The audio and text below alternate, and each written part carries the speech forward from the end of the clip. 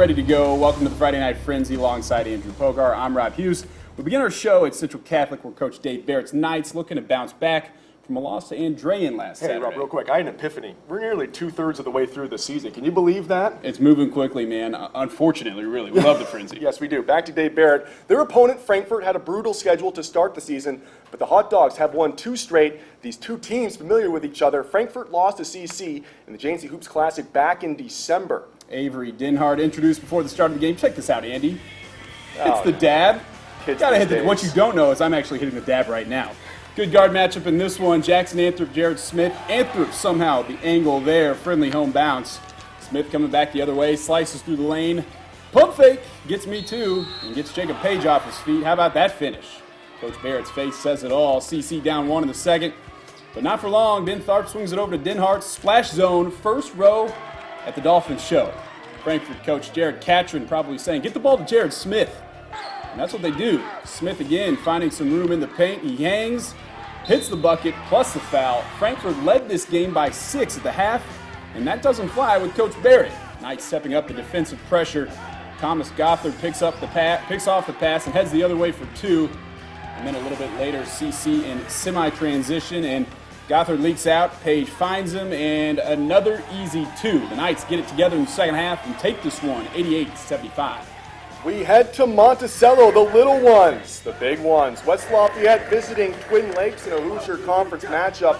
Early in the first, facing a 2-3 zone, Bryce Bennington buries the trifecta from swishing to dishing. Bennington then finds Chris Goodlow for the deuce.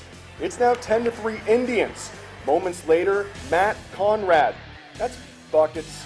Twin Lakes led 15-9 after 1. Second quarter action, the Red Devils get it going. Nye Carlisle drills the pull-up.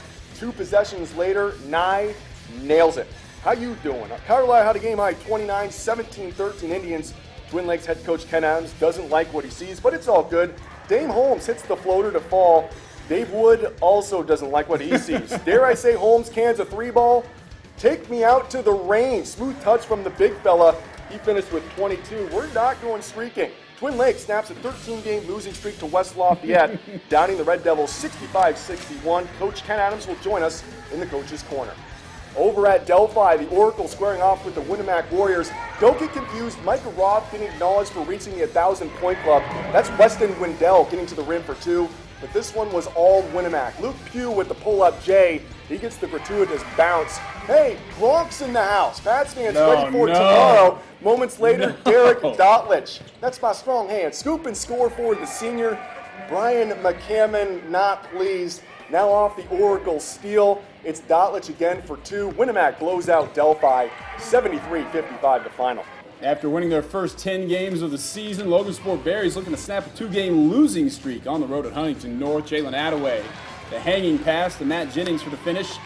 Later, Jennings taking it himself, drives baseline for the bucket.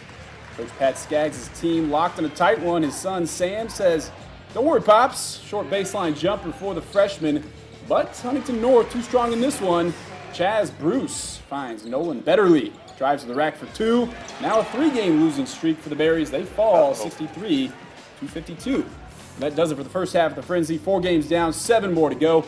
Coming up, we'll make stops at Clinton Central, Tri-County, Rensselaer. And Clinton Prairie, the Gophers shoot for their 12th straight win, hosting Faith Christian. We'll tell you how Jeff Henley and his squad did when the Friday Night Frenzy continues after the break. Hey, we're back on the Frenzy. We'll pick up the action in Clinton County. New Clinton Prairie head coach Jeff Henley and his Gophers looking impressive so far this season. Yeah, you got that right. After losing their first game to Frankfurt, the Gophers have rattled off 11 straight wins, including 8 by at least double digits. Coach Henley's boys hosting Faith Christian. The Eagles also pretty good this year. 57-54, up by 3 with about 5 minutes to go in the fourth. CP's Cale Morris kicks it out to Jacob Price, and the Price is right. 3-ball ties the game. Faith looking to reclaim the lead. The Eagles flip up the shot, looking for the contact, no dice. And on the other end, Morris to Price. He gets fouled and makes the freebies to give the Gophers a 59-57 lead. Price now sharing the rock. Lays it off to Drew Scott. Slithers inside and lays it in. Gophers double their lead to 4. Price with another helper. This time down low to Morris. Gets past a couple Eagles. Nice. Finishes with the reverse off glass. Less than a minute to go. Eagles down 6. Anson Liu pulls up. And that's a clutch triple. Cuts the lead to 3. But the Gophers hit their freebies down the stretch and hang on for the win, 69-60. Staying in Clinton County, Clinton Central taking on Rossville. The Bulldogs down early. Brendan Smith kicks it out to Keenan Orr. The junior drains the triple try, and he lets you know about it. A little later, Jared Warren picks off the Bulldog pass. The Hornets break the other way. He fires it to Blake Miller, who finishes with the layup. Hornets go on a little run themselves. Warren picking up another assist, this time to Chase Fry down low for the easy hoop off the window. The Bulldogs fire back from the outside. Orr swings it over to Tommy Davidson, not the comedian, but the Bulldogs senior forward from Rossville answers. Rossville too strong, though, for the home team. Rossville wins 75-58 the final. Tri-County students going ape for some Friday Night Frenzy shirts. They hosted the Frontier Falcons. Frontier's Colt McCracken gets things McCracking with a baseline teardrop. Frontier started this game strong. Austin Schneider splits the defenders and puts a cherry on it because he's got a nice little scoop shot. Tri-County trading blows with the Falcons. Frontier kept things close, though. Jarrett Burrows posts up, turns baseline for the fadeaway. That's a grown man post move by a guard.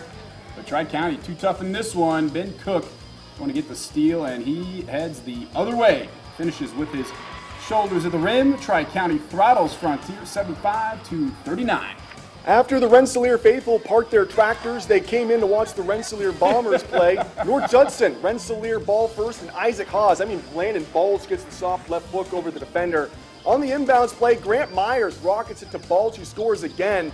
North Judson hung around, though, as Caden Benson curls and rises over 2 Bombers for the basket.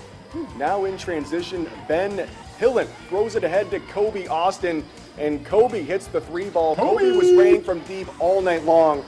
More transition offense for Rensselaer as Myers dishes it to Luke Branson, who gets the hoop and the harm. The Bomb Squad squashes the Blue Jays 61-50.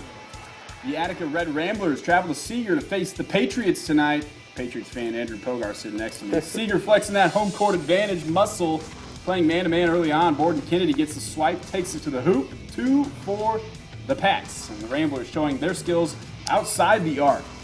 Logan Harmison gets the rock in the corner, and he gives it some wings. Nothing but net. Harmison looking good tonight. Brad Green now fakes the net, and he gets it out to Nathan Swanson. And another one from downtown for the Red Ramblers. Finding the net there, but Seeger just too good on the inside tonight. Josh Orhood gets the steal and takes it all the way. Attica rambled a little too much tonight. Patriots run away with it, 44-38. The Mustangs were extra rowdy tonight, showing some blue and gold pride. Dallas Otero gets the chance in the corner, makes sure that he's legit and takes the shot.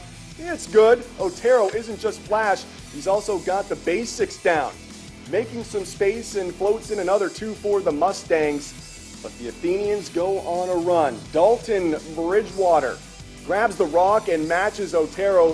3 to Seville. Bridgewater this time gets the pick and mails it to Jack Summer, who puts it up for another 3 for Seville. Summer is feeling the energy.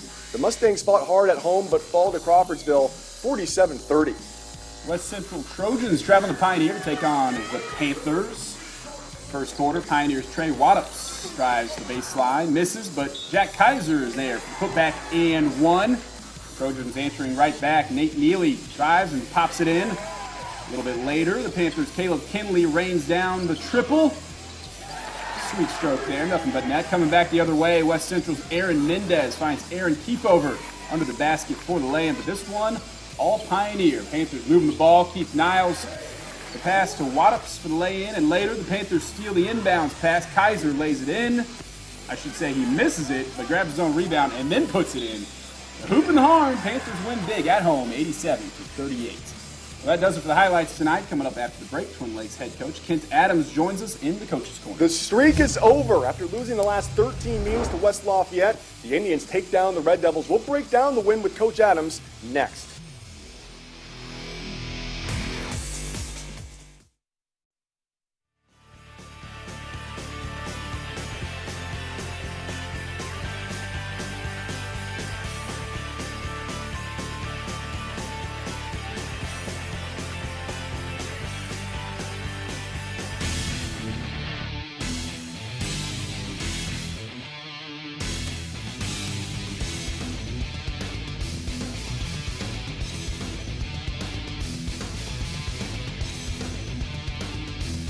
Welcome back to the Frenzy. Joining us tonight, Twin Lakes head coach Kent Adams. Coach, thanks for being here. Obviously, you guys get the win tonight. Maybe a little closer than you would have liked, considering how the first half went. But you got to be happy when you get a win against West Lafayette.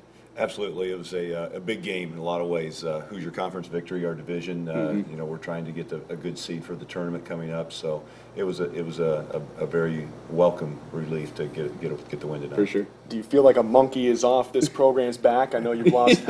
No. Coach Wood and I talked about that before the game, and it's kind of been crazy the last 13 tries. That hasn't been 13 years because there's some times that we play each other more than once in a season, and we've had other teams that we talked about that we could go back and forth that way with too sometimes. So. And there's been competitive games in there. Oh no my! doubt. They've been close.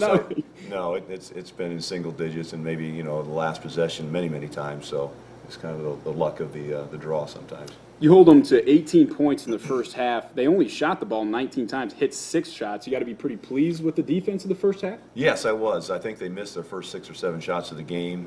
We weren't hitting that great ourselves, but we did hit enough to maintain a little bit of a lead. I thought, once we got into the second half, we scored better, but then they started nailing the threes. They hit 8 out of 12 threes in the second half. It made it a little bit harder to keep any distance on them. Yeah, I wanted to ask about that. Nye Carlisle was pretty quiet in the first half. Just what happened in the second half for him to finish with 29 points on the night? He got his confidence, and he just stepped up and hit the three. I mean, he had guys in his face. It seemed like the shots they made, we were guarding them closely, and the shots they missed, we left them open. So, go figure that strategy. I don't know. But, no, Nye loves to play against Twin Lakes. Last year he scored 32 against us. This year's 29, so I'm sure he's hoping to play us again at some point down the road. You guys have obviously some active athletes on defense. You forced 16 turnovers tonight. Is that a big part of what you guys do? Absolutely. We want to get in a full court defensive transition game. We feel like our quickness and overall depth. We have a good starting lineup and good guys coming in off the bench and really contribute 9 guys deep all the way through every game. Coach, I wanted to ask you more of a general question. You've been doing this for 20 years now. So as a head coach, how do you adjust your coaching philosophy based off the personnel that you have year in and year out? Well, to be honest, this is the way I'd like to play. I mean, I'd like to play this way with kids who can run the floor and play fast. And, not that we're going to score a lot of points. Sometimes we won't hit our shots and sometimes we turn it over. But it's fun this way, and they buy into it pretty easily. And you just hope that, year in, year out, you can have some success at this type of game, and it just is fun. Well, that's all the time we got. Coach, congratulations on the win tonight. I'm sure you're happy with beating West Lafayette. You got Tri-County tomorrow. Absolutely, Best of luck. We're looking forward to it. We're getting ready for that right now. For Excellent. sure. Make sure to check out our website, WLFI.com, and click on the Sports tab for all highlights from tonight's games. Have a great night. We'll see you next week.